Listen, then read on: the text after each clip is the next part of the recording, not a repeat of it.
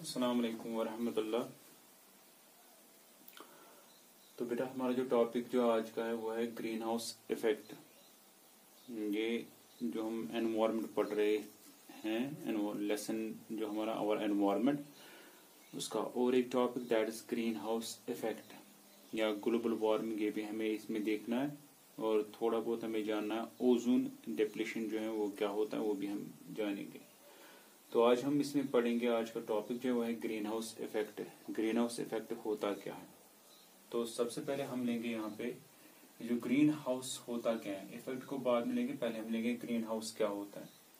Green house का मतलब होता है green house it is a building, it is a building, it is a building, यही green house, ये वाला सेक्शन। ग्रीन हाउस क्या होता है? It is a building made, एक बिल्डिंग होती है मेड, बनी होती है, मेड ऑफ गिलास, गिलास की बनी होती है या गिलास चैम्बर्स की बनी होती है, गिलास चैम्बर्स की बनी होते हैं। इन विच, जिसमें हम क्या करते हैं, इन विच प्लांट्स आर, जिसमें हम क्या करते हैं, प्लांट्स को ग्रो करते हैं। इन विच प्लांट्स आर ग्रोन, इसको हम कहते हैं ग्रीन हाउस। खासकर किन कंट्रीज में? In cold countries, in cold countries.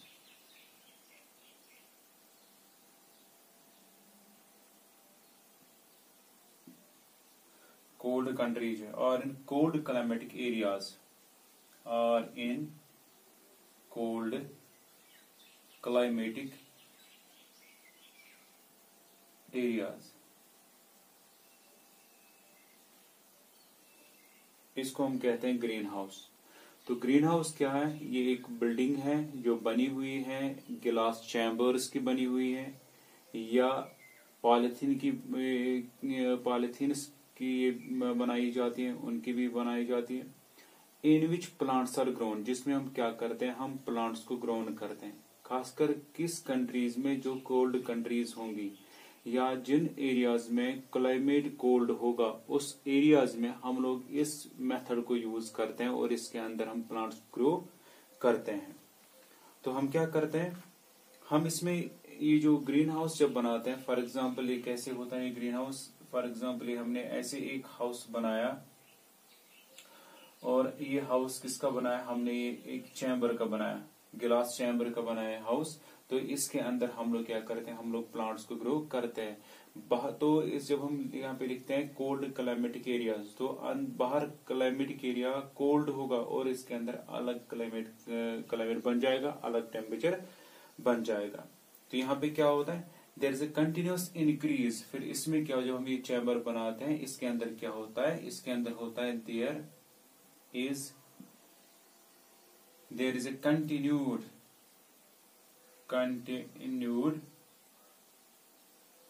increase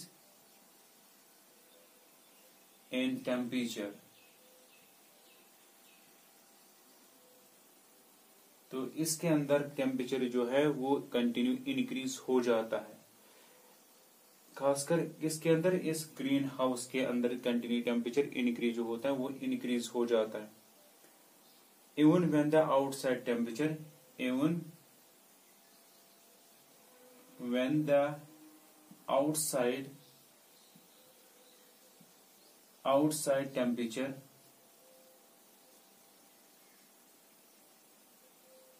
जो आउटसाइड टेम्परेचर जो होता है remains low,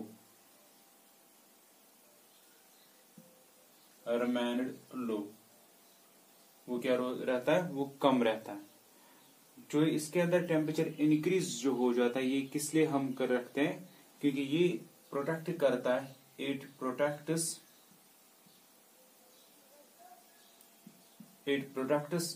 प्लांट्स, जो प्लांट्स हम ग्रो करते हैं, फ्रॉम, बचाता है फ्रॉम फ्रॉस्ट। फ्रॉस्ट मतलब ये शुह आसान तम नश बचान यमन प्लांट्सन, तम नश बचान यमन प्लांट्सन को। फिर से आप देखो, ग्रीन हाउस क्या है? ये एक बिल्डिंग है जो बनी हुई होती है गिलास चैम्बर्स की, जिसके अंदर हम लोग प्लांट्स को ग्रो करते हैं, खासकर उन एरियाज में जहाँ पे टेम्परेचर कम होगा, जहाँ पे कोल्ड टेम्परेचर होगा या कोल्ड क्लाइमेटिक एरियाज होंगे, वहां पे हम ये चीज बनाते हैं। और ये क्यों बनाते हैं हम? क्योंकि हम वहां पे जब टेम्परेचर डाउन होता है, टेम्परेचर माइनस में होगा, इसलिए अगर हम वहां बाहर कोई प्लांट ग्रो करेंगे या कोई भी प्लांट स्पीशीज ग्रो करेंगे तो वहां पे वो ग्रो नहीं हो जाएगा, वो वहां पे डेड हो जाएगा। इसलिए उन प्लांट्स को ग्रो करने के लिए हम ये मेथड बनाते हैं, और इस मेथड के जरिए हम लोग प्लांट्स को ग्रो इस चैम्बर के अंदर, इस ग्लास हाउस के अंदर लगाते हैं। इस ग्लास हाउस के अंदर क्या होता है? इस ग्लास हाउस के अंदर इंक्रीज टेम्परेचर हो जाता है, वो टेम्परेचर जो इंक्रीज हो जाएगा even when that outside temperature remains low. बाहर का टेम्परेचर कम रहता है, अंदर का टेम्परेचर कम रहता है। जैसे यहाँ पे है ये चीज, यहाँ पे टेम्परेचर अंदर रहता है फॉर एग्जाम्पल 25 डिग्री सेल्सियस जो नॉर्मल रूम टेम्परेचर है, और बाहर रहेगा यहाँ पे टेम्परेचर वो रहेगा -5 रहेगा, या रहेगा वो 5 डिग्री सेल्सियस, 5 डिग्री सेल्सियस तक रहेगा वो। ये टेम्परेचर है बाहर का, outside this green house. Inside the green house क्या है? इनसाइड द ग्रीन हाउस है 25 डिग्री सेल्सियस जो नॉर्मल रूम टेम्परेचर है। तो यहाँ पे प्लांट्स ग्रो नहीं हो जाएंगे, यहाँ पे प्लांट्स ग्रो हो जाएंगे। तो इसी तरह से ये जो अगर बाहर प्लांट्स हम ग्रो करेंगे तो यहाँ पे क्या होगा, ये बाहर जितने प्लांट्स हैं उनको फ्रॉस्ट लग जाएगा, वो उनको खासकर जो वहाँ पे बर्फ जो होती है उस बर्फ की वजह से वो प्लांट्स डेड हो जाएंगे। और मगर यहाँ पे अंदर जब हम उनको ग्रो करते हैं, अंदर माइनस टेम्परेचर नहीं होता है, अंदर क्या होता है, अंदर +25 डिग्री सेल्सियस होता है। तो यहाँ से क्या होता है, यहाँ से ये प्लांट्स अच्छी तरह इस ग्रीन हाउस के अंदर इजीली ग्रो कर सकते हैं। तो ये है ये ग्रीन हाउस। तो ये जो यहाँ पे एक इम्पोर्टेंट पॉइंट है, यहाँ पे क्या होता है, there is a continuous increase in temperature even when the outside temperature remains low. वो यहाँ पे टेम्परेचर इंक्रीज कंटिन्यू होता है, मगर ये टेम्परेचर जो इंक्रीज हो जाता है, ये किसकी वजह से इंक्रीज हो जाता है? ये इंक्रीज हो जाता है due to the green house gases की वजह से। किन की वजह से? ये जो यहाँ पे हमने लिखा इंक्रीज इन टेम्परेचर, वो टेम्परेचर जो है टेम्परेचर इंक्रीज हो जाता है। वो टेम्परेचर किसकी वजह से इंक्रीज हो जाएगा? ये हो जाता है due to the green house gases. Green house gases जो होते हैं इनकी वजह से ग्रीन हाउस गैस की टेम्परेचर इंक्रीज हो जाता है। अब वो ग्रीन हाउस कौन कौन सा है? वो है कार्बन डाइऑक्साइड है, कार्बन मोनोऑक्साइड है, CH4 मीथेन है, यही ग्रीन हाउस गैसेस, इनकी वजह से टेम्परेचर इंक्रीज हो जाता है। टेम्परेचर आउटसाइड जो था -5 या 5 डिग्री से, वो अंदर टेम्परेचर कितना बन जाता है? वो बन जाता है 25 डिग्री सेल्सियस बन जाता है वो।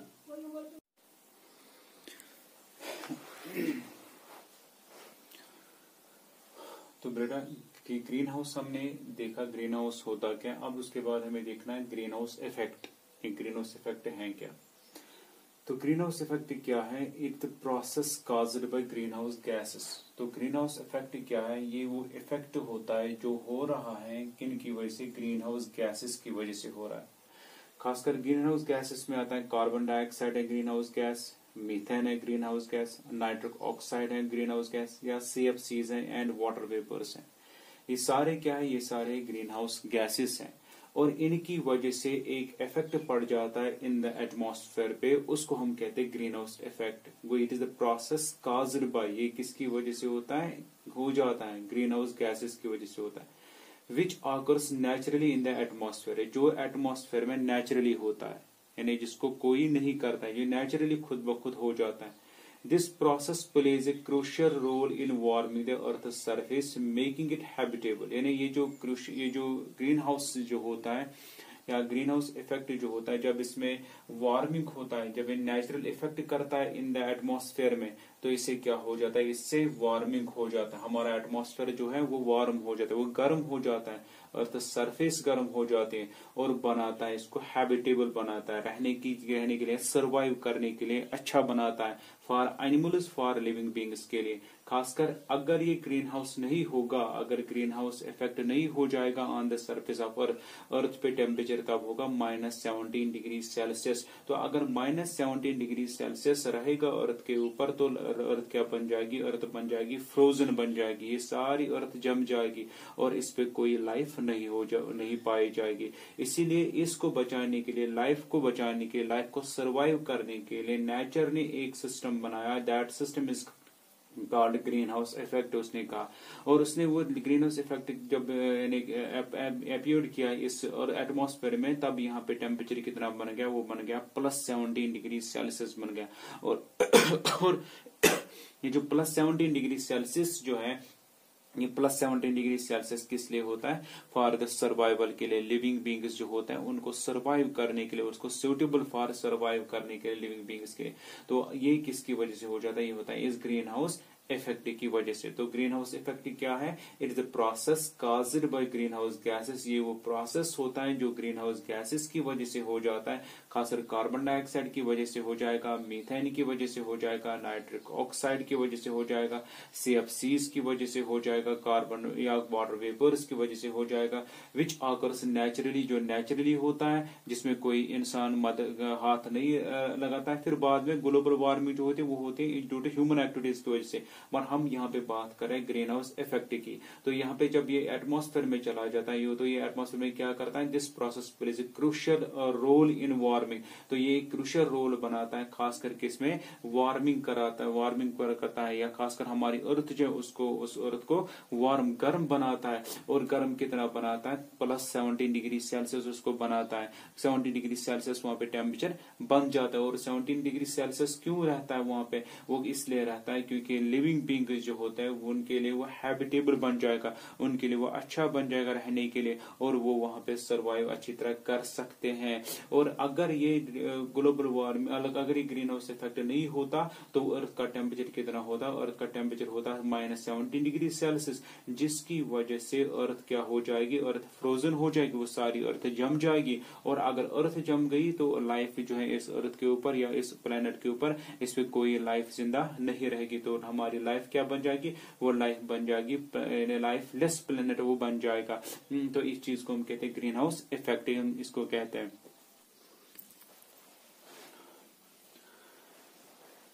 तो बेटा इस ग्रीन हाउस इफेक्ट की दूसरी डेफिनेशन जो है वो है, green house effect is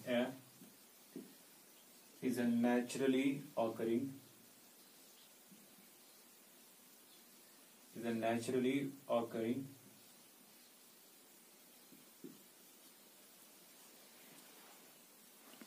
a greenhouse effect is a naturally occurring phenomena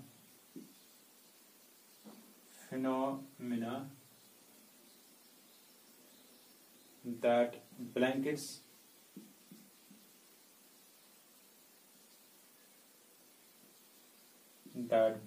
the earth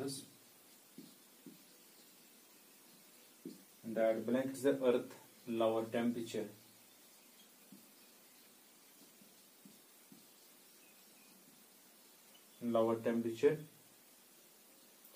lower atmosphere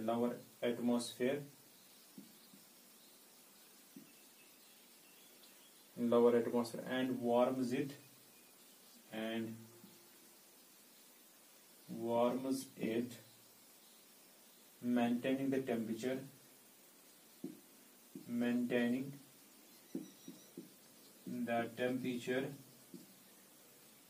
suitable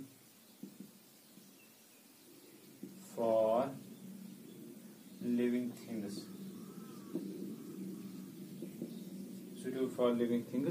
to survive ये दूसरी डेफिनेशन है ग्रीन हाउस इफेक्ट की। तो इसका मतलब क्या है, ये कहता है green house effect is the naturally occurring phenomena. तो ये जो ग्रीन हाउस इफेक्ट जो है ये इंसान नहीं करता है, नेचुरली फिनोमेना है, नेचुरल फिनोमेना है। That blanket is the earth's lower atmosphere, जो खासकर अर्थ का लोअर एटमॉस्फेयर जो है जिसको हम कहते हैं ट्रोपोस्फेयर जिसको कहते हैं, उसी ट्रोपोस्फेयर के ऊपर एक ब्लैंकेट जैसे बन जाता है, एक लेयर बन जाता है। एंड वार्म्स इट, फिर इसको वार्म करता है, मेंटेन द टेम्परेचर, मेंटेन वहां पे टेम्परेचर रखता है। टेम्परेचर कितना वहां पे मेंटेन करके रखता है, टेम्परेचर रखता है जो मैंने इससे पहले कहा वो होता है +17 डिग्री सेल्सियस, वहां पे रहता है मेंटेन टेम्परेचर, जो किसके लिए सूटेबल होता है, suitable for living being, living things to survive, जो खासकर किन के लिए सूटेबल रहता है, वो सूटेबल रहता है लिविंग थिंग्स के लिए, वो सूटेबल रहता है उनको जिंदा रखने के लिए। तो इस चीज को हम कहते हैं green house effect. Green house effect की दूसरी डेफिनेशन है, green house effect is a naturally occurring phenomena that blankets the earth lower atmosphere, that is troposphere, and warms it, फिर इसको वार्म करता है, मेंटेन द टेम्परेचर, फिर maintain रखता है टेम्परेचर को, टेम्परेचर को माइनस नहीं जाने देता, उसको मेंटेन करके रखता है। मेंटेन कितना उसको रखता है, उतना उसको मेंटेन करके टेम्परेचर रखता है जितना एक लिविंग ऑर्गेनिज्म के लिए सूटेबल हो, suitable for living organism to survive. जो एक लिविंग ऑर्गेनिज्म जो है वो सर्वाइव करना चाहिए, वो जिंदा रहना चाहिए, उसके लिए जो सर्वाइविंग टेम्परेचर जो है वो सर्वाइविंग टेम्परेचर इस ग्रीन हाउस इफेक्ट की वजह से रहता है। ये मैंने आपको इससे पहले भी कहा, जो ये ग्रीन हाउस इफेक्ट जो है इसमें ग्रीन हाउस गैसेस की वजह से ये टेम्परेचर जो ये मेंटेन रहता है।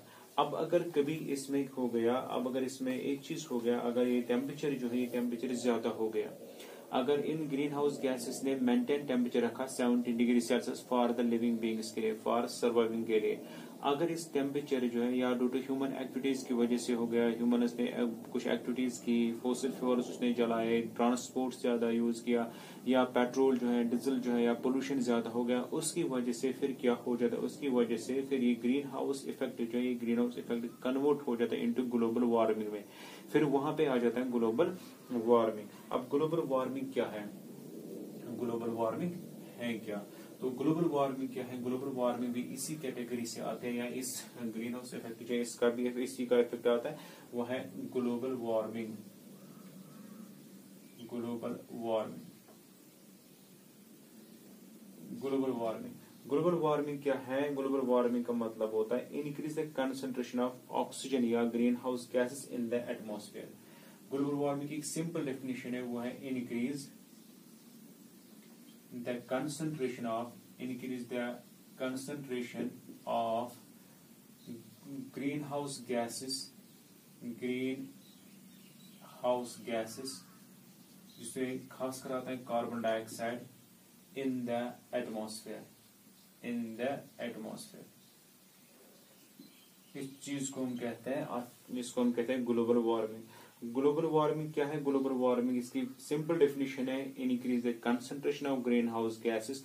अगर ग्रीन हाउस गैसेस जो है उनकी कंसंट्रेशन इंक्रीज होगी, खासकर किस गैस की इंक्रीज कंसंट्रेशन होगी जो ग्लोबल वार्मिंग में ज्यादा इफेक्ट करता है, वो है कार्बन डाइऑक्साइड को। अगर कार्बन डाइऑक्साइड की कंसंट्रेशन ज्यादा होगी एटमॉस्फेयर में, तो एक कन्वर्ट वहां पे एक प्रॉब्लम क्रिएट कर, that is called global warming, उसको कहा जाता है।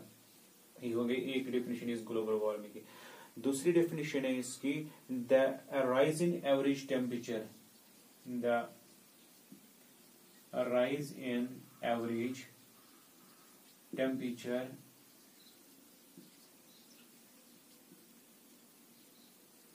the rise in average temperature of Earth's atmosphere,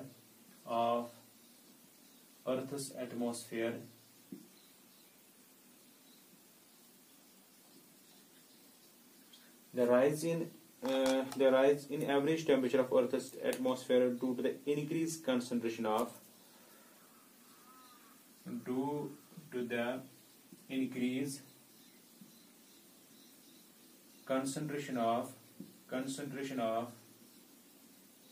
greenhouse gases, due to the increased concentration of greenhouse gases in the atmosphere,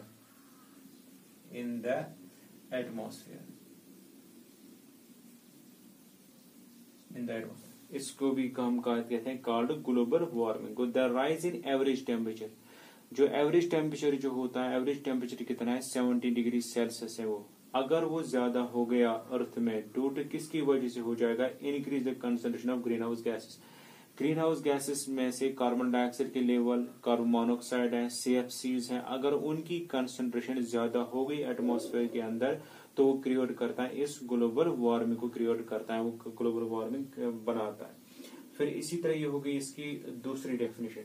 तीसरी डेफिनेशन है इसमें, the excessive amount of green house gases, the excessive तीसरी definition इसकी, the excessive amount of green house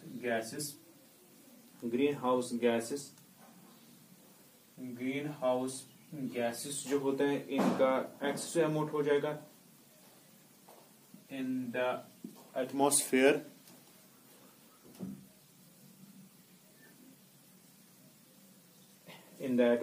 हो जाएगा, would retain more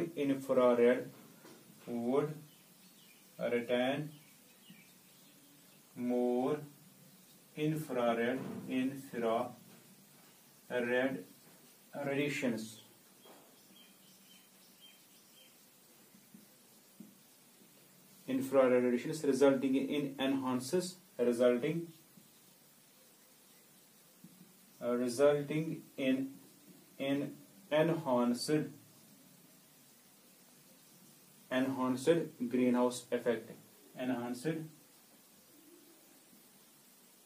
greenhouse effect.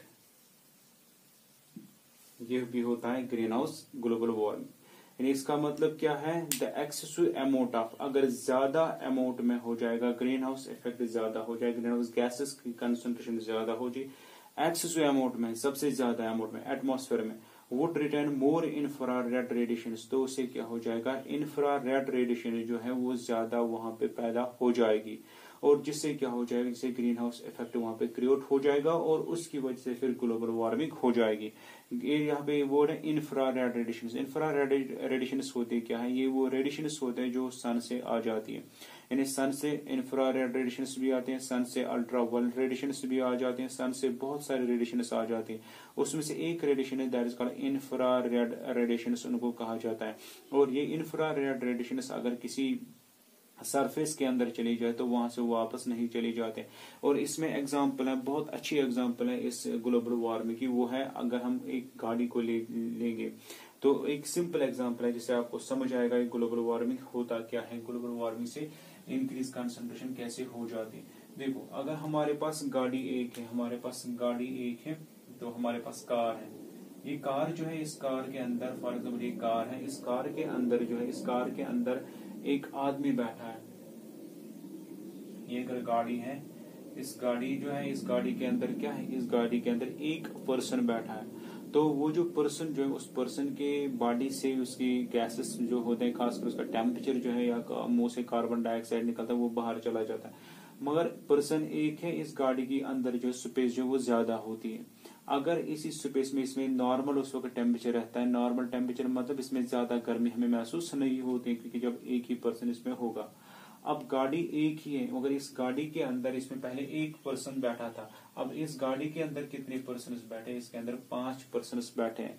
अब गाड़ी की स्पेस तो फिल हो गई, मगर ये 5 पर्सन जो है, इन 5 पर्सन की बॉडी से टेम्परेचर, बॉडी से रेस्पिरेशन जो गैसेस है वो बाहर निकल जाते। कार्बन डाइऑक्साइड की लेवल यहाँ पे पहले कम थी, अब यहाँ पे कार्बन डाइऑक्साइड की लेवल ज्यादा होगी। और इसीलिए जो मिरर्स फिर इसके होते हैं, जो मिरर्स इसके होते हैं, उन मिरर्स के ऊपर फिर क्या आता है, उन मिरर्स के ऊपर फिर वाटर आ जाता है उन मिरर्स के ऊपर। और उसका मतलब होता है जब ज्यादा कार्बन डाइऑक्साइड होगा तो ज्यादा टेम्परेचर अंदर बन जाएगा और वहां से क्रिएट हो जाता है ग्लोबल वार्मिंग। इसी तरह ये जो है हमारी अर्थ जो है, फॉर एग्जाम्पल ये हमारी अर्थ है, ये जो हमारी अर्थ जो है, अर्थ हमारी, इस अर्थ के ऊपर कंसंट्रेशन है कार्बन डाइऑक्साइड की, वो नॉर्मल कंसंट्रेशन कितनी 0.033% था पहले कार्बन डाइऑक्साइड की कंसंट्रेशन। ये थी कंसंट्रेशन किसकी, कार्बन डाइऑक्साइड की कंसंट्रेशन। मगर ड्यू टू ह्यूमन एक्टिविटीज की वजह से ये जो कार्बन डाइऑक्साइड की लेवल जो है, ये कार्बन डाइऑक्साइड की लेवल धीरे धीरे इंक्रीज हो गई। ये कहाँ पहुंची, ये पहुंची 0.035 पे वहां पे पहुंची और आज जो है 0.038% तक पहुंची। इसीलिए जितना ये कार्बन डाइऑक्साइड की कंसंट्रेशन दिन ब दिन इंक्रीज हो जाएगी, खासकर ह्यूमन एक्टिविटीज की वजह से, ट्रांसपोर्ट की वजह से या पोल्यूशन की वजह से या फॉसिल फ्यूल्स को बर्निंग करने की वजह से, इसकी वजह से क्या हो जाएगा, इसकी वजह से इस अर्थ का टेम्परेचर मेंटेनेंस था, वो था कितना, वो था 70 डिग्री सेल्सियस प्लस था। अब इस अर्थ का टेम्परेचर कितना बन जाता है, वो बन जाता है 30 भी बन जाता है, 30 डिग्री सेल्सियस भी बन जाता है, या 35 भी बन जाता है, किसी जगह 40 भी बन जाता है, किसी जगह 45 भी बन जाता है। वो इस तरीके से जो अर्थ का टेम्परेचर जो वो धीरे धीरे क्या हो जाता है, धीरे धीरे इंक्रीज हो जाता है और इस चीज को हम कहते हैं ग्लोबल वार्मिंग, इसको कहा जाता है। अब इस ग्लोबल वार्मिंग जो होती है, इसमें क्या क्या इफेक्ट्स होती है, किसकी वजह से ग्लोबल वार्मिंग हो जाती है। ये हो गया ग्लोबल वार्मिंग का, यानी ग्लोबल वार्मिंग कैसे हो जाती है।